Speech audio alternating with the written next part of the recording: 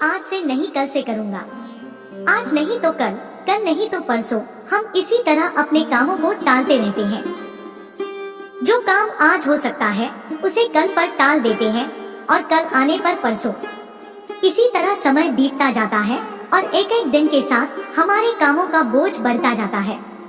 जैसे जैसे हमारे कामों का बोझ बढ़ता जाता है तो हम उन कामों को करना ही छोड़ देते हैं और ऐसे में कई बार हम अपने जरूरी काम भी नहीं कर पाते और फिर बाद में उसी का अफसोस करते हैं।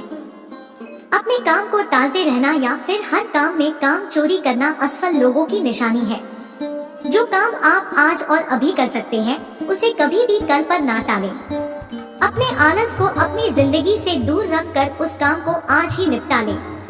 डेविड कॉपरफील्ड किताब में चार्ल्स डिकेंस कहते हैं, मेरी सलाह है कि जो काम आप आज कर सकते हैं उसे कल पर ना छोड़ें। टालमटोल का रवैया समय का सबसे बड़ा चोर है। दो बेवजह का डर क्यों? एक बात से जुड़ी कई बातें होती है, उनमें कई आशंकाएं और संभावनाएं छिपी होती है, लेकिन उदासी के पलों में हमें केवल डर दिखाई देता है। हम अपने डर पर ज्यादा भरोसा करने लगते हैं। कई बार हमारा डर हमें भविष्य में होने वाले खतरों से बचाता भी है, पर कई डर बेमतलब के होते हैं। हम बेवजह एक बात से दूसरी बात को जोड़ते चले जाते हैं। मनोविज्ञानी कहते हैं, डर भी एक फीलिंग है, एक रासायनिक प्रतिक्रिया है। मन में छुपा रहने वाला हर डर सही साबित नहीं होता। कोई थॉट अगर आपको ज्यादा परेशान कर रहा है तो उससे ध्यान हटाने की कोशिश करें। किसी दूसरी चीज के बारे में सोचने की कोशिश करें। अपने वेल विशर्स से बात करें। उस समस्या से जुड़े अनुभवी लोगों से बात करें। डर हमेशा हमारे मन में रहता है। हो सकता है कुछ बुरा हो भी जाए पर होगा ही, ये जरूरी नहीं है। अपने डर को स्वीकार करें पर हमेशा उसे अपने साथ ना रखें। 3, अपनी परेशानी किसे बताएं?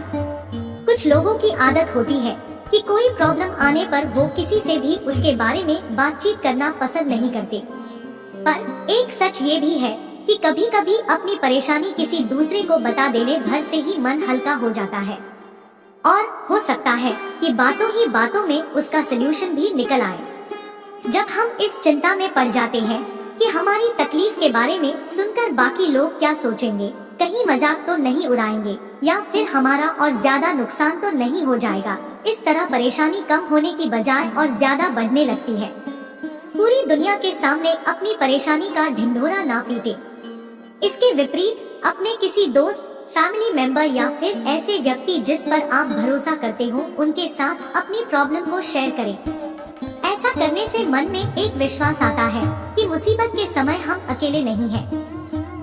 कोई है जो हमारा सहारा बनकर हमारे साथ खड़ा रह सकता है। इसलिए अपनी बातों को विश्वास लायक लोगों के साथ शेयर करने से बिल्कुल भी ना हिचके। जो सच है वो कहें और अपनों से एक अच्छी राय जरूर ले। 4, दुख से कैसे बचें? दुख हमें डराता है, उदासी हमें खलती है, हम इनसे बचना चाहते हैं। इसीलिए जब मूड खराब होता है तो हम जितना जल्दी हो उसे ठीक करने में लग जाते हैं। खुद को जल्दी खुश करने के लिए हम एक से दूसरे, दूसरे से तीसरे व्यक्ति या चीजों के पीछे भागते रहते हैं। दुखी होने पर खुश होने की और बेचैन होने पर शांत दिखने की कोशिश करते रहते हैं। यहाँ एक बात याद रखना जरूरी है, किसी भी चीज की शुरुआत और उसका अंत दोनों मायने रखती है। कोई भी दुख हो या किसी भी तरह की तकलीफ हो वो तब तक बनी रहती है जब तक हम उसे पूरी तरह से अलविदा नहीं करते। किसी भी दुख से जल्दी से उबरने की और सब कुछ ठीक करने की जल्दबाजी से कुछ हाथ नहीं आता। मन में छुपी भावनाएं लंबे समय तक हमें परेशान करती रहती हैं। इसलिए तकलीफ को स्वीकार करना, उसका सामना करना जरूरी होता है। कुछ दुख ऐसे भी होते हैं जो कभी नहीं जाते, लेकिन समय के साथ उस दुख से, उससे जुड़ी भावनाओं से हम संतुलन बनाना सीख जाते हैं। मनोविज्ञानी एमी जॉनसन कहती है, हर चीज हमारे काबू में नहीं होती। ऐसा करने की कोशिश करना हमें तनाव में डाल देता है। हमें भरोसा रखना चाहिए कि उदासी के ये भाव हमेशा के लिए नहीं है, धीरे धीरे सब ठीक हो जाएगा। 5, एक दुनिया जो हम खुद बनाते हैं। दुनिया किसी को नहीं छोड़ती। हम सभी की जिंदगी में कुछ लोग ऐसे जरूर होते हैं जिनका काम टांग खिंचाई करना, हमारा मजाक उड़ाना, हमें पीछे धकेलना या फिर नुकसान पहुंचाना होता है। पर दुनिया यही तक नहीं होती। इससे साथ साथ एक दुनिया वो भी है जो हम अपने साथ बनाते चलते हैं। दूसरों की बातों पर ध्यान ना देकर खुद के लिए जब हम कुछ करते हैं तो अपनी उस दुनिया को हम और बेहतर बनाते हैं। हर बार जब किसी मुसीबत या दुख के बाद हम फिर से खड़े होते हैं तो वो दुनिया और बड़ी और मजबूत हो जाती है।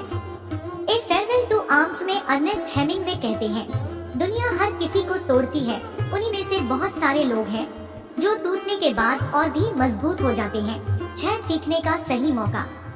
जब कोई आखिरी मिनट में बार बार किसी योजना में बदलाव करता है तो गुस्सा आना एक नेचुरल सी बात है।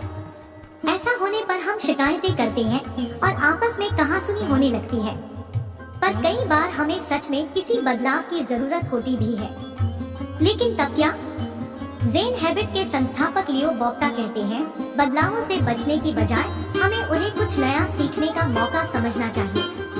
इससे हमारे लिए हालात के अनुसार ढलना और अपना फोकस बनाए रखना आसान हो जाता है। किसी भी बदलाव से डरने की बजाय उसे आगे बढ़ने का रास्ता समझना हमें सफल बनाता है। बदलाव हमेशा नई चुनौती लाता है और चुनौती ही हमें कुछ नया सिखाती है। साथ ही जब किसी बदलाव से हमें कोई अच्छा रिजल्ट मिलता है तो हम मिलने वाले मौकों और साथ के लोगों के प्रति आभारी हो जाते हैं और उनसे बेहतर ढंग से जुड़ भी पाते हैं। Please like subscribe now. शायद एक दीवाना।